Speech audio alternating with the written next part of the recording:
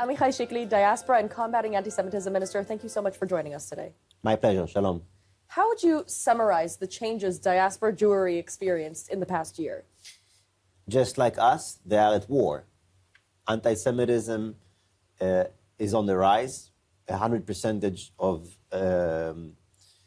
the rating of anti-Semitism all across Britain, France, Canada, North America, the US, obviously, and just like what we are experiencing here, although it's different because it's not the physical attacks of missiles and rockets, etc., like Hamas and Hezbollah, but the pressure on the community and the harassment and the graffitis and attacks on the subway, in the metro, etc. This is what the Jewish diaspora is experiencing in the past year. Right, and it's stirring up a whole lot of fear just to be public in their own communities. Yeah. What does Israel do to support diaspora Jews who perhaps feel alone, kind of isolated? Okay, so first and foremost, the new war room that we have established in the Ministry of Diaspora is a significant tool to combat anti-Semitism. We launched it about 2 months ago, and this is a new tool that is very, very powerful in terms of the systems that allow us to monitor basically every social network that exists and to provide us with details, sometimes details that prevent terror attacks against Jewish communities, and also details that allow us to monitor the level of anti-Semitism in various states, the engines of anti-Semitism, who are the profiles, who are the people who are leading, whether it is politicians or influencers or organizations, who is spreading anti-Semitism. And we have also results coming from these reports. One of the most important results recently, we have Canada and the US banning Samidun activity in both Canada and the US. Samidun is a pro-Palestinian organization who was orchestrating, mainly in Canada, huge demonstrations and also a lot of cultural and educational activities against the Jewish community, against the state of Israel, pro-Hamas, pro-October 7. And this is actually a branch of the PFLP terror organization. And it was proven, and therefore, this organization has been banned in both Canada and the US.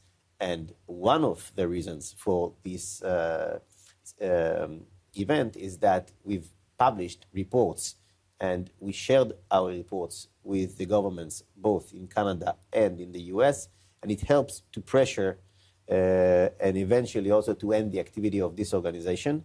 And we are doing the same with other organizations, such as SJP, that is now cannot function in campuses, but it's still a legal organization.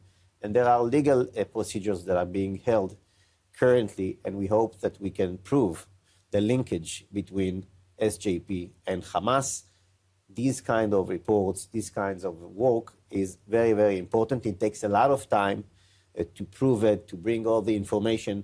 But this is a significant activity that comes from the research department that we have in the office and from the war room that allows us to monitor basically everything that goes on in terms of OSINT, open source intelligence. Right. So I mean, these reports are based on, like you said, social media posts, and according to that, you kind of understand social It is trends. a massive scanning of endless accounts. Right. With AI technology, this is something which is very, very helpful. Yeah. So are you sending these reports out to the social media companies as well? Because even if the organizations are banned from, organizing and protesting in person, that language still exists online. We work regularly with the leadership of various social organizations. We had a lot of correspondence, especially with TikTok, because TikTok was very, very problematic, especially at the beginning of the war.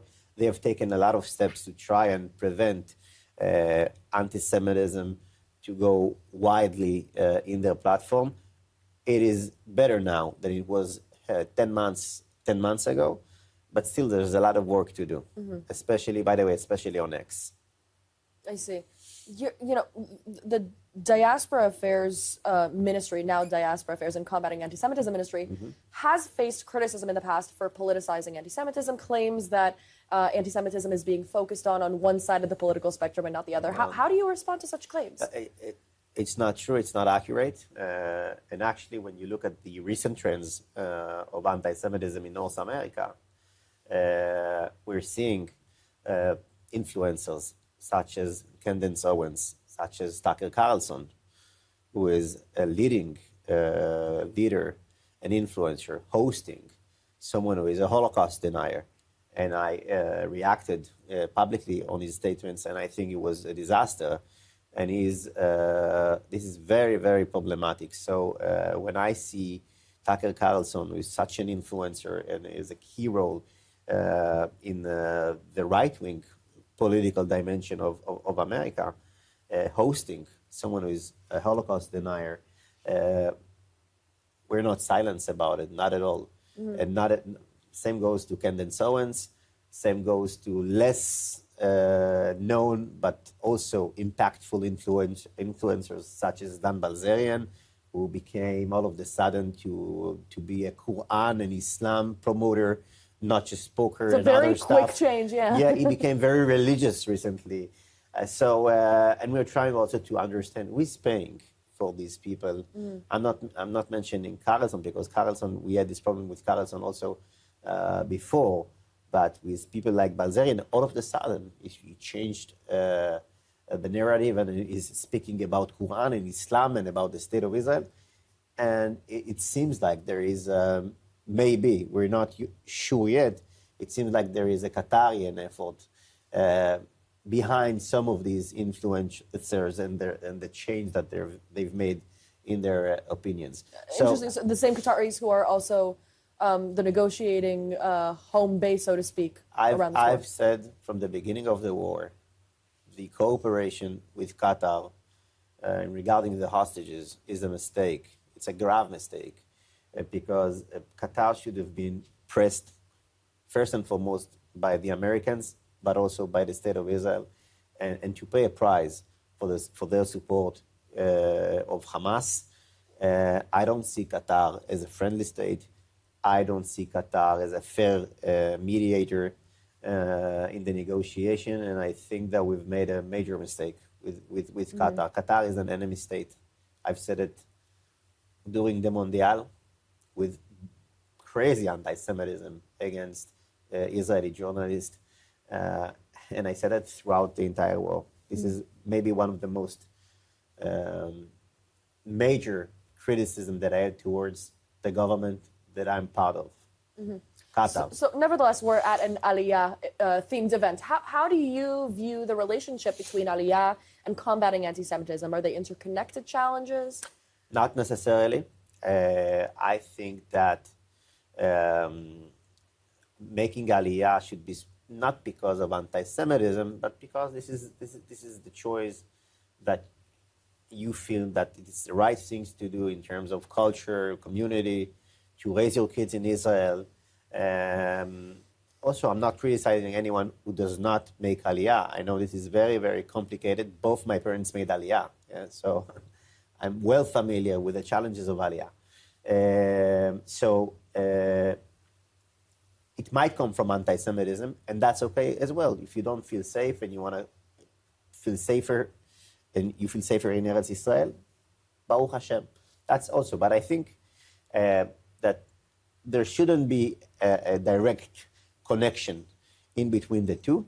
Also, I think that the most important thing that we can do in order to encourage Aliyah is Jewish education, because the right reason to come to Eretz Israel is because you feel connected to Am Israel and you want to live here, serve in the army, etc. And this is the way I see it.